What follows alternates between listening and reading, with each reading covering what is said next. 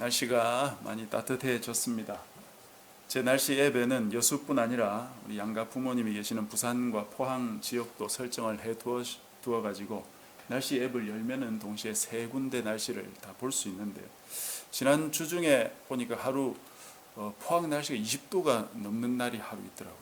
그 이제 따뜻한 정도가 아니고 이제 더운 시절이 온 것 같습니다.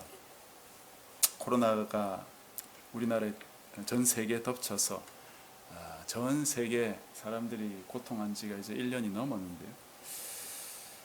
참 그동안 많은 사람들의 고통 소리, 아우성 소리, 그런 속에서 우리가 살았던 것 같습니다. 이제 봄이 왔는데 또 매년 봄이 오면 어김없이 중국발 황사가 또 우리를 괴롭히지요. 여러분 건강을 잘 챙기시고 또 봄이기 때문에 또 나른해질 수도 있는 그런 계절이지만 그런 거에 너무 죄의식 갖지 마시고 해야 할 일은 우리가 해야 되겠지만 그 외에 주님이 주신 시간 속에서는 우리 나름대로 여유를 누리시고 또 만물을 바라보면서 하나님이 주신 이 선물과 같은 이런 만물 속에서도 또 하나님 주신 은혜를 느껴보셨으면 참 좋겠습니다. 오늘은 그 유명한 오병이어의 이야기입니다. 이 사건은 사복음서에 다 기록이 되어 있습니다. 그만큼 아주 중요하고 의미 있는 그런 사건인데요. 몇 사건을 건너뛰었기 때문에 잠시 그것들을 설명 좀 드리고 오늘 본문으로 들어가겠습니다. 야이로의 딸과 또 혈루증 여인을 고치신 이후에 주님께서 고향인 그 나사렛에 잠시 방문을 하셨습니다. 약 1년 반 정도 전에 주님께서 나사렛에 가셨다가 그들에게 배척받았던 적이 있죠. 아마 다시 이 고향 사람들에게 기회를 주시고 싶으셨던 것 같은데 이번에도 역시 배척을 당하고 마셨습니다. 이 사람이 마리아의 아들 목수가 아니냐, 야고보와 요셉과 유다와 시몬의 형제가 아니냐, 그 누이들이 우리와 함께 있지 않느냐, 그러면서 이 사람들이 배척했어요. 가족도 다 알고 부모도 다 알고 가까이 지내면 알 것 다 안다고 생각하고 별로 기대를 안 하죠. 저는 제 모교회에서 사역을 하지 않았는데 모교회에서 사역하는 친구들의 이야기를 들어보면 그 장단점이 뚜렷하게 구분이 되는 거거든요. 사역을 해도 사역자로 보기보다는 누구누구의 아들, 누구 딸, 또 어릴 적부터 보아온 분들은 코 질질 흘리고 다니던 그런 개구쟁이, 이런 이미지가 있기 때문에 사역자라고 본다기보다는 그런 인상이 더 많다 이거죠. 그래서 사역자로서의 권위가 잘 안 서는 그런 단점이 있다는 것입니다. 그거는 인지상정일 거고요. 그런 걸 깨뜨리기는 쉽지 않겠죠. 어쨌든 예수님도 고향 사람들로부터 선지자로 받아들여지기보다는 요셉과 마리아의 아들이 아니냐, 그런 인식 때문에 선지자라는 어떤 권위가 잘 서지 않았던 것이 아닌가, 그런 생각이 듭니다. 어쨌든 그렇게 나사렛 사람들에게 다시 한번 기회를 주셨지만 안 되니까 다시 예수님은 가버나움으로 돌아오셔서 이제 세 번째 전도 여행을 하게 됩니다. 12제자를 파송하시고 각 마을로 다니시면서 전도를 하셨습니다. 제자들에게는 귀신을 제어할 능력도 주시고 먹을 것, 돈 이런 거 가지지 말고 전도하다가 어느 집에 유하게 되면 떠날 때까지 그 집에서 유하면서 그 주변을 전도해라, 이렇게 말씀하셨죠. 그때쯤 이 세례 요한이 당시 그 분봉왕이었던 헤롯 안티파스에게 참수를 당하는 일이 있었습니다. 이로부터 약 1년 전에 이 세례 요한이 옥에 갇혔던 적이 있죠. 그 이유가 바로 이 헤롯이 자신의 왕위를 견고하게 하기 위해서 자기 사촌 동생의 아내인 헤로디아와 재혼을 했기 때문이었는데요. 이 여자가 바로 헤롯 대왕의 친손녀예요. 그러니까 이 안티파스가 자신의 왕위를 확고히 하기 위해서는 사실 이것보다 더 좋은 방법이 없었겠지만 이 두 사람 다 각자 남편, 아내가 있었는데 이혼을 하고 재혼을 한 것이기 때문에 유대인들로 볼 때는 이건 도저히 있을 수 없는 일이었어요. 그래서 세례 요한이 이것을 잘못한 것이다, 이렇게 지적을 하고 그러니까 안티파스가 자기 별장에 있는 감옥에 가둬버렸던 것이죠. 자신이 옥에 갇혀 있어도 예수님께서 건져줄 생각을 안 하는 것 같으니까 요한이 자기 제자들을 보내가지고 오실 그이가 당신입니까? 그렇게 여쭈었죠. 예수님 정말 당신이 메시아라면 이런 악한 정권 심판해야 되는 거 아닙니까? 그런 마음이었던 것 같습니다. 그런데 그때 주님은 사실 그것에 대해서 별로 들은 채도 안 하시고 넘어가셨죠. 요한이 옳은 일을 하기는 했지만 그의 역할은 거기까지였죠. 예수님께서 전도하고 계신데도 불구하고 요한이 여전히 자기도 전도하고 세례 주고 그런 건 좀 문제가 있지 않겠습니까?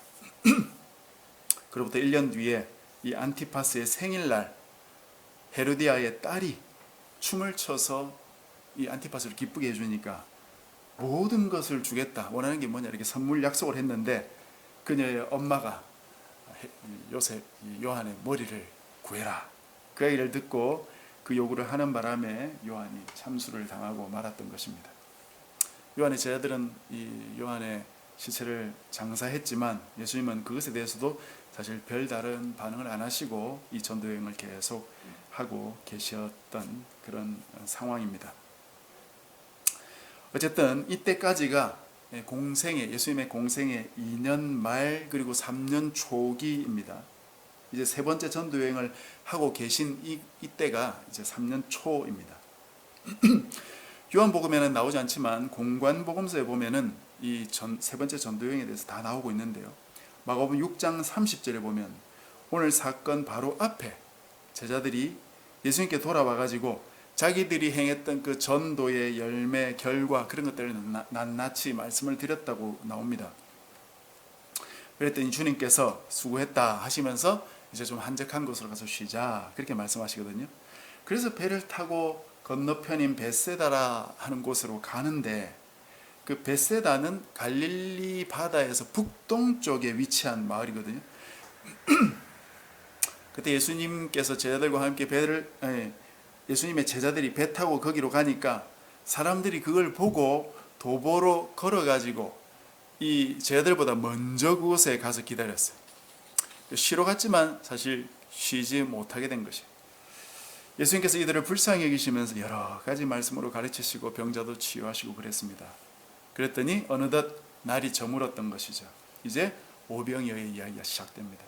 오늘 본문에는 예수님이 먼저 빌립에게 우리가 어디서 떡을 사서 이 사람들을 먹이겠냐 그렇게 물으셨는데 다른 복음서에 보면은 제자들이 먼저 예수님께 이 무리들을 마을로 보내서 먹을 것을 사 먹게 해야 되지 않겠습니까? 그렇게 여쭈거든요. 그래서 예수님께서 뭘 하시냐면 너희가 먹을 것을 주라 그렇게 말씀하세요. 그때쯤 아마 빌립에게 예수님께서 이 질문을 하셨을 거예요. 빌립아, 우리가 어디서 떡을 사서 이 사람들을 먹일 수 있겠느냐? 그런데 이 말씀을 하신 의도가 6절에 기록되어 있습니다.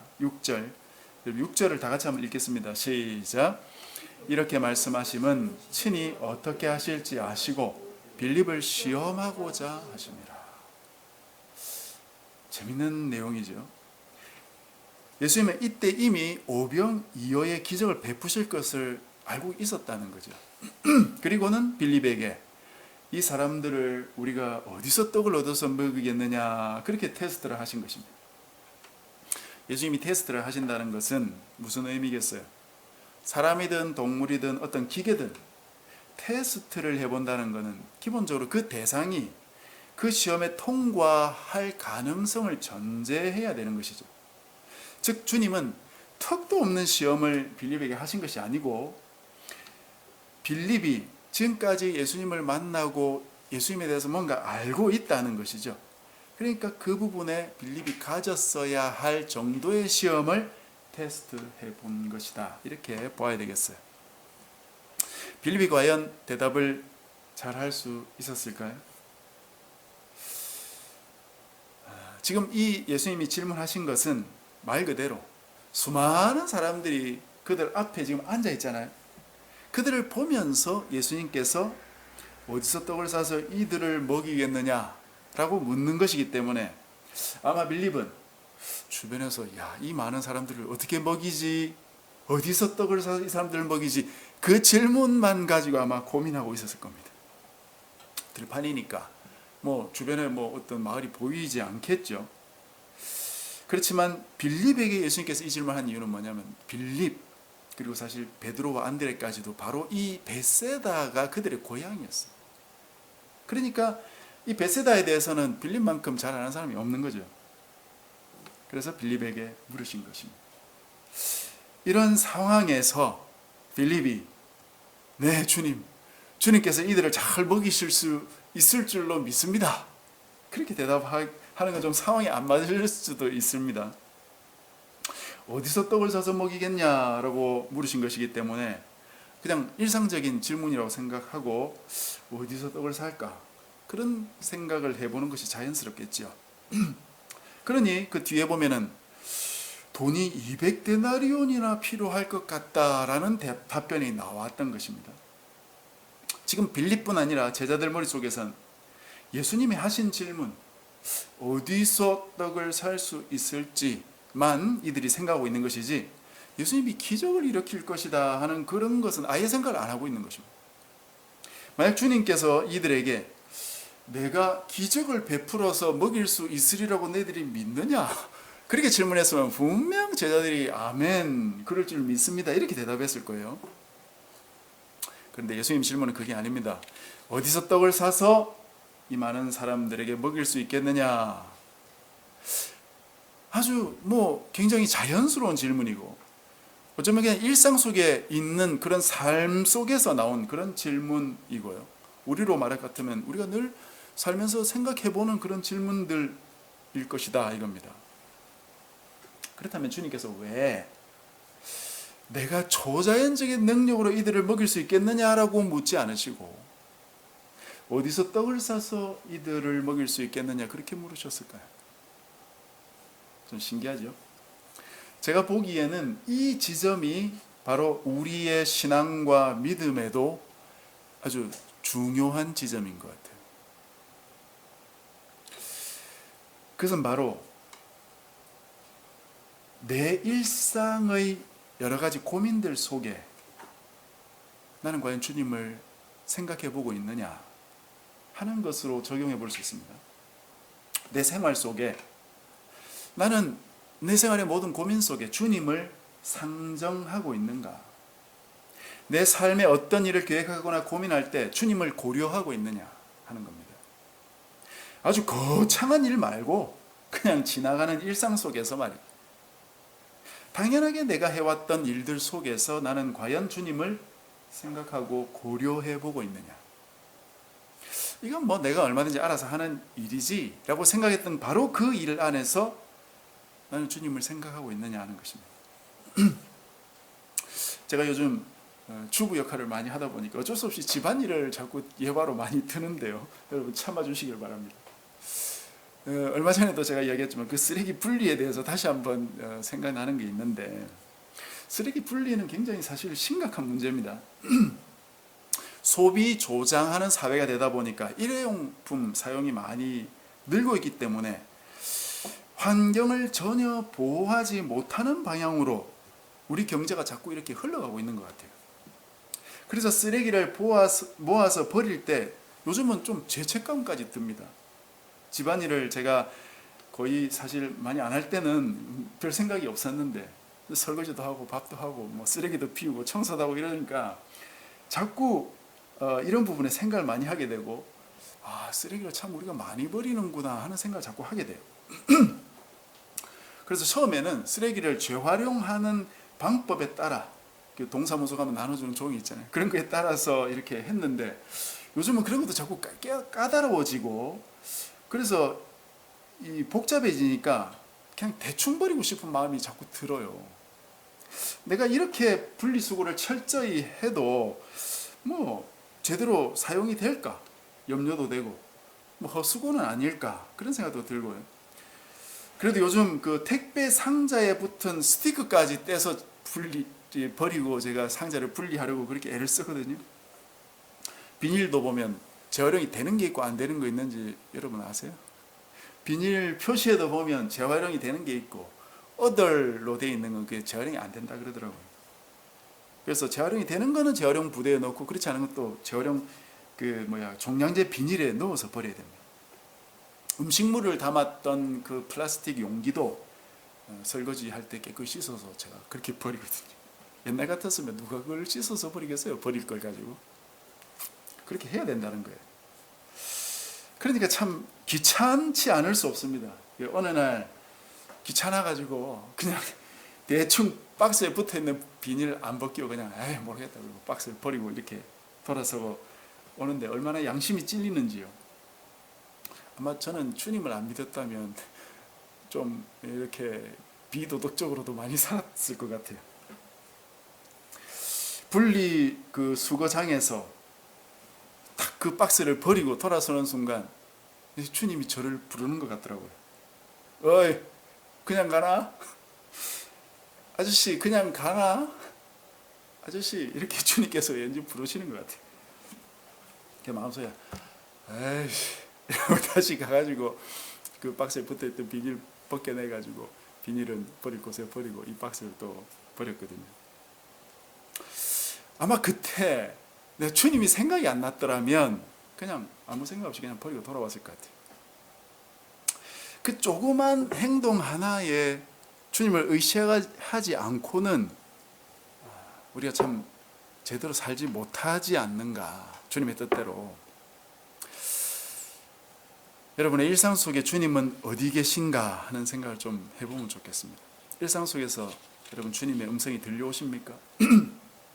음식을 만들거나 뭐 설거지를 하거나 TV를 보거나 운전을 하거나 할 때 말입니다. 주님이 어디 계십니까?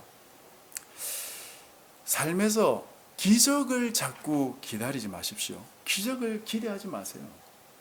기적 속에는 주님이 안 계신다고 주님이 여러 번 말씀하셨습니다. 주님은 우리 일상 속에 계세요. 아주 가까이 말입니다. 예수님의 질문을 받은 빌립은 머리를 굴려서 바로 계산을 했어요. 각 사람에게 조금씩 받게 할지라도 200데나리온의 떡이 아마 부족할 것 같습니다. 즉 각 사람에게 빵 쪼가리 하나씩만 돌려도 200데나리온의 떡을 사도 부족할 것 같습니다. 이렇게 말한 거예요. 한 데나리온이 노동자 하루 품삯이니까 200데나리온은 약 6개월에서 8개월치 정도 되는 봉급입니다.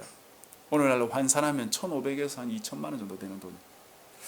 그것만 생각하더라도 상당한 수의 사람이 모였다는 건 확실하죠. 남자만 5,000명이라고 했으니까 전체 수는 적게 잡아도 15,000에서 많게 잡으면 한 25,000 이상 될 겁니다. 여러분 10,000명 앞에 한번 서보셨습니까?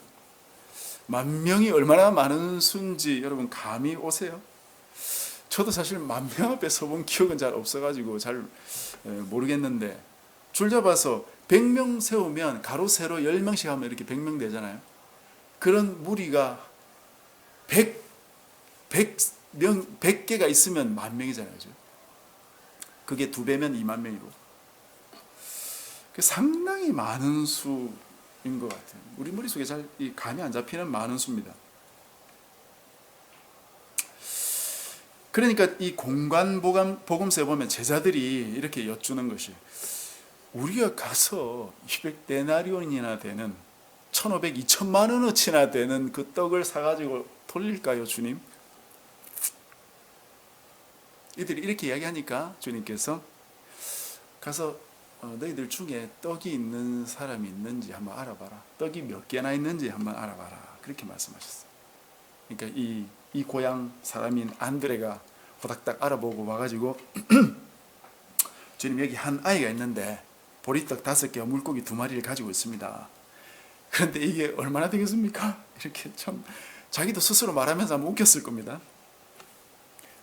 여전히 이들은 예수님에 대한 그런 고려나 감각이 전혀 없고 그냥 자신의 일상에 푹 파묻혀가지고 그런 대답하고 있는 거예요. 그때 예수님께서 이 사람들 자리를 잡아가지고 앉게 해봐라 그렇게 말씀했어요. 아마 이때쯤 제자들 마음속에 예수님이 또 뭔 일을 벌이시려나 그런 생각이 들기 시작했는지 모르겠습니다. 예수님이 그 보리떡 5개 물고기 2마리 가지고 10,000명, 20,000명 앞에서 그 가지고 축복 기도를 했어요. 그리고 나눠주기 시작했습니다. 참 진짜 참 이상하기도 하고 우습기도 하고 참 놀랍기도 한 복합적인 일이. 그런데 나눠주기 시작하니까 끝도 없이 나오기 시작하는 거죠. 계속 나와. 제자들이 바구니 가지고 한 명, 두 명 주님께서 주시는데 그 바구니 차서 가득 차서 또 한 명 나눠줘요. 또 그 다음 사람 오면 또 계속 주는데 계속 나오니까 또 그 사람 바구니 채워서 나가서 나눠줘. 수없이 나왔다는 것입니다. 참 놀라운 일이죠. 아마 나눠주는데도 시간이 한 몇 시간 걸렸겠죠. 놀라운 일입니다. 여러분, 이게 믿어지십니까? 어떻게 이런 일이 있을까? 아마 감이 안 잡힐 거예요. 이 주님의 기적을 믿는다는 건 도대체 어떻게 하는 것이 믿는 것인지조차도 감이 잘 안 잡힐 겁니다. 뭐 주님이 하셨으니까 믿습니다라고 고백은 안 할 수 없는데, 이걸 믿는다고 고백하고 또 이 예수님께서 지금도 죽고 없어진 것이 아니고 살아서 나와 함께 계신 분이라고 믿는다면 상당히 곤란한 시험거리가 우리 앞에 놓이게 되는 거예요. 마치 빌립이 예수님이 하셨던 그 질문에 당면한 것과 같이 주님께서 오늘날 내게 이런 질문을 던지시면 어떻게 하실 거예요? 상당히 난관에 부딪히는 것입니다. 예수님께서 오병 이후로 10,000명, 20,000명 되는 그런 수를 먹이셨던 분이고, 그분이 부활하셔서 오늘도 나와 함께 계시는 분이다. 그렇게 생각한다면 여러분, 먹고 사는 것에 대해서 내가 만약에 걱정을 하고 있다면 그것 자체가 있을 수 있는 일이겠습니까? 내가 만약에 먹고 사는 일을 염려하고 있다면, 주님을 안 믿는 사람이라면 모르겠는데, 주님이 보리떡 5개 물고기 2마리로 수만 명을 먹이신 그분이 나와 함께 지금도 살아계신다고 믿는 사람이 내가 뭐 먹고 살아야 되나, 내 돈벌이 걱정하고 내 앞날 내 미래를 걱정하고 있다면 그 두 개가 안 맞잖아요. 그게 모순되지 않습니까? 그건 주님을 안 믿고 있든지, 아니면 진짜 그야말로 내 일상에만 푹 파묻혀서 주님은 아예 잊어버리고 살아가는 사람이든지, 둘 중에 하나겠죠. 그러나 흥미로운 것이 하나 있는데, 만약 유대인이라면 우리가 생각하는 이런 것과는 또 조금 더 상당히 다른 문제가 머릿속에 떠올랐을 겁니다. 예수님께서 이런 놀라운 기적을 그냥 행하신 분 정도가 아니라 이전에 구약 백성, 자신들의 조상들이 당했던 어떤 여러 가지 생각들이 떠올랐을 거예요. 무엇보다도 가장 먼저 자기 조상들이 광야에서 40년 동안 아무것도 없었던 데서 40년 동안 먹고 살았다는 진짜 초자연적인 기적들이 아마 머릿속에 슬며시 떠올랐을 겁니다. 하나님께서 하늘로부터 만나를 내려서 40년 동안 그들이 먹고 살았습니다. 주님이 지금 예수님께서 벌이신 이 기적도 참 대단한 기적이지만 40년 동안 진짜 먹을 것 없는 그 광야에서 이 백성들이 몰살당하지 않고 굶어 죽지 않고 살아가지고 가나안 땅에 들어갔다는 것은 진짜 놀라운 일이죠. 그런데 그 일이 가능했겠네? 그런 생각이 떠올랐을 겁니다. 근데 물론 그 뒤에도 엘리야나 엘리사 같은 이런 사람이 상당한 기적을 일으킨 것이 나오기도 합니다. 왕상 17, 열왕기상 17장에 보면은 엘리야가 기근이 3년 반 있었을 때 사르밧 과부에 갔지 않습니까? 그 사르밧 과부하고 먹고 살았는데, 그때 사르밧 과부의 그 사정이 어땠는지 아십니까? 집에 통에 기름, 가루 한 움큼 있었다 했고요, 기름 조금 있었다 했어요. 그래서 이 여인이 뭐라고 했냐면, 엘리야가 처음 왔을 때 이 가루 가지고 떡 만들어 먹고 내 아들과 내가 죽을 작정입니다, 그렇게 이야기했어요. 그때 하나님께서 엘리야를 통해 어떤 기적을 베푸세요? 이 통에서 가루가, 그리고 그 기름통에서 기름이 가뭄이 끝날 때까지 계속 나오도록 주님께서 그렇게 역사하셨어요. 그거 가지고 먹고 살았어요. 엄청난 기적. 엘리사 때도 비슷한 일이 있었습니다. 아마 이 일은 여러분도 잘 모르실 수 있는 일인데요. 열왕기하 4장에 보면은 한 사람이 엘리사가 그때 그 선지자 학교를 운영하고 있었거든요. 보리떡 20개와 채소를 담아가지고 이 엘리사에게 줍니다. 그런데 그때 당시 제자가 한 100명 됐던 것 같습니다. 그 엘리사가 자기 종식해가지고 이거 가지고 나누어서 다 같이 먹도록 해라 그렇게 이야기해요. 종이 보리떡 20개 가지고요. 보리떡 20개면 여러분 한두 명 정도 먹으면 없을 양이거든요. 그런데 이 보리떡 20개 가지고 100명이 다 먹고 남았다고 기록되어 있어요. 구약의 오병이어 사건 같은 거죠. 이런 일들이 이 백성들의 머릿속에서 아마 떠올랐을 거예요. 그런데 자기들은 지금 그거와 맞먹는 그 일이 자기들 눈앞에 지금 펼쳐지고 있는 걸 보고 있는 것이죠.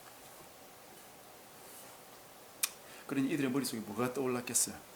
모세가 자기가 이제 죽기 전에 했던 설교가 신명기인데 그 신명기 18장 15절에 이렇게 이야기했어요. 하나님께서 너희 중에 나와 같은 선지자 하나를 보낼 것이다. 너희들 기다려야 된다.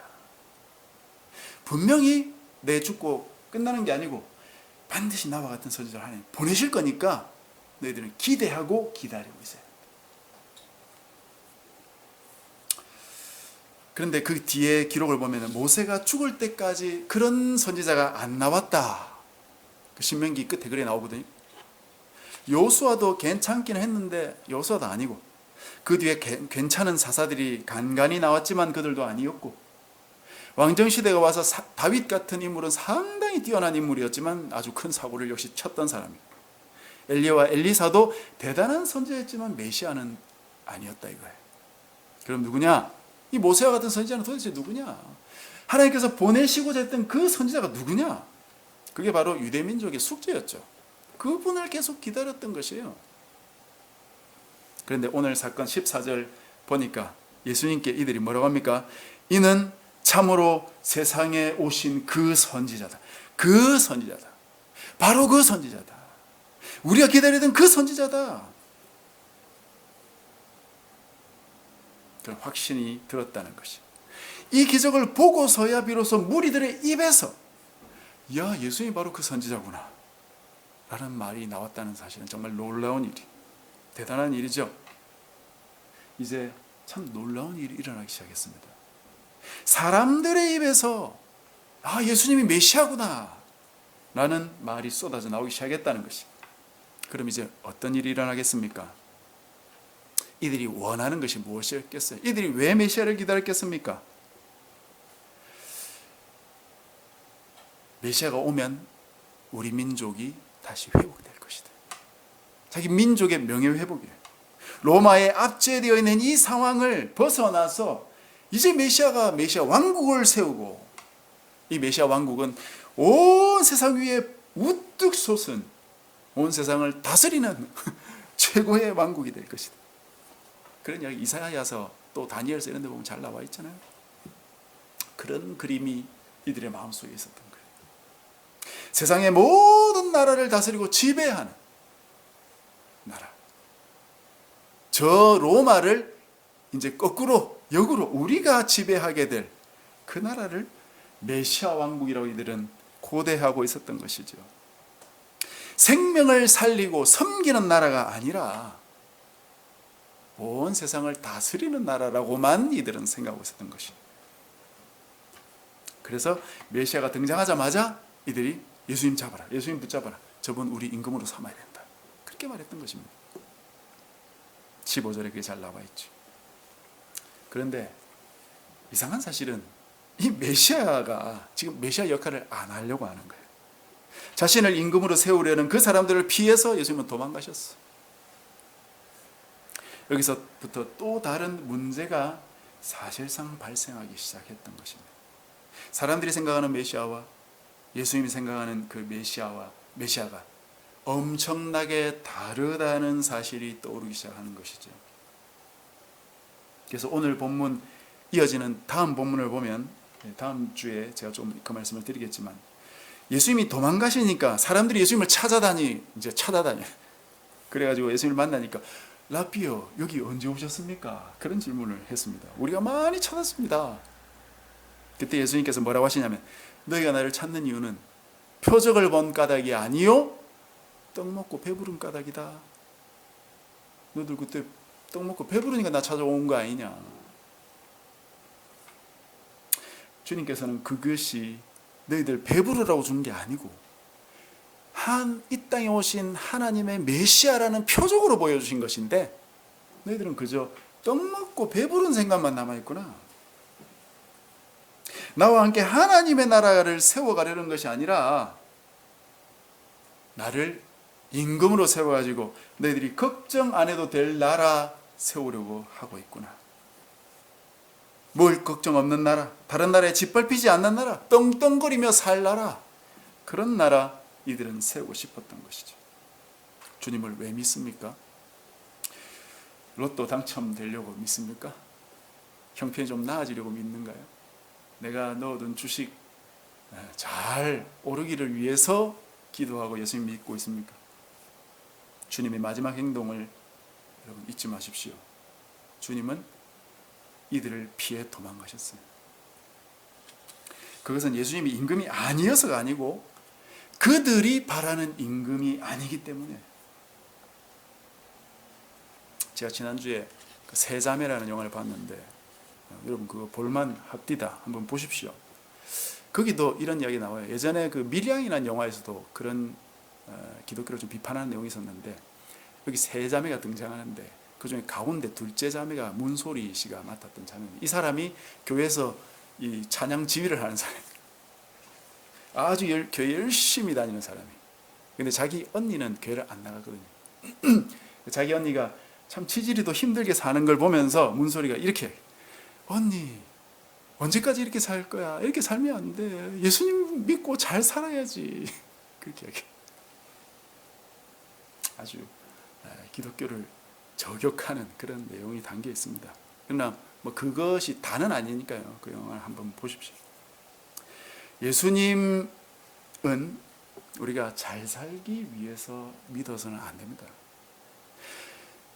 사실은 진짜 잘 살기 위해서 믿는 것인데 그것이 이 세상적인 잘 사는 것이 아니에요. 참된 하나님의 백성이 되기 위해서 우리는 믿는 것이에요. 생명을 살리고 섬기기 위해서 믿는 것.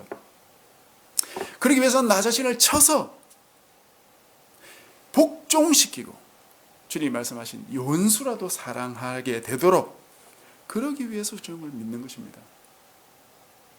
예수님을 참 선지자로 말로는 고백하지만 주님 말씀을 안 따르고 왕이라고 말로 하지만 순종하지 않는 그런 자가 아니고 정말 주님이 내 선지자고 내 왕이라면 진짜로 그분의 말씀을 듣고 순종할 수 있는 자로 믿어야 된다 이거죠. 그렇기 때문에 주님께 모든 걸 맡기고 단순히 주님만 믿고 나아갈 수 있어야 되지 않겠습니까? 그래서 그 주님께서 그 왕께서 내 삶에 대해 걱정하지 마라 하시면 걱정 안 할 수 있어야 되고 네 돈 버는 거 걱정하지 마라 그러시면 걱정 말아야 되는 것이고 코로나도 걱정하지 말라 그러시면 걱정하지 말아야 되는 것이지 걱정하지 말라고 하시는데 예 알겠습니다 해놓고 계속 걱정하고 앉아있으면 주님의 말씀을 듣는 것입니까? 내 삶도 맡기고 돈벌이도 맡기고 정치도 맡기고 우리 사회의 경제 문제도 다 하나님께 맡길 수 있는 믿음이어야 된다 이것이. 그래야 참 하나님의 자녀라고 할 수 있겠습니다. 말씀을 전하겠습니다.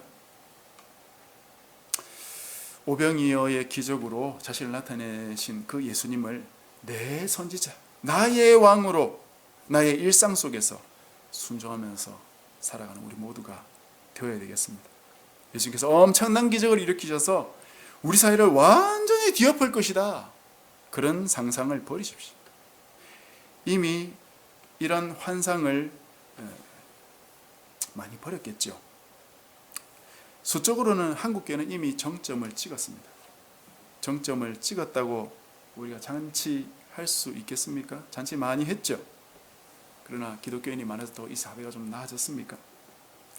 진짜 이상한 거는 참 저 사람이 이상하다 하는 사람 보면 대부분 진짜 교회 열심히 다니는 사람들이, 교회에 이상한 사람들이 너무 많이 들어와 있어요. 상식도 안 통하는 사람들이 교회에서 중직자라고 앉아 있습니다.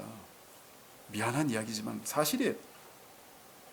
그런 사람들이 대부분 주님께서 기적적으로 이 사회를 바꿀 거라고 자꾸 착각하고 있습니다. 그건 진짜 커다란 착각이에요. 그게 아닙니다. 주님은 이 땅에서 온 세상을 단번에 바꾸실 기적을 이렇게 온 것이 아니고 내 일상을 바꾸기 위해서 이 땅에 오신 거예요.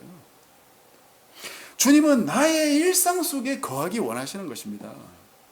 내가 일상 속에서 주님을 순종하고 일상 속에서 거룩해져 가고 일상 속에서 하나님의 뜻을 실천해가는 그런 하나님 백성 되기 위해서 이 땅에 오셨다 이것이에요.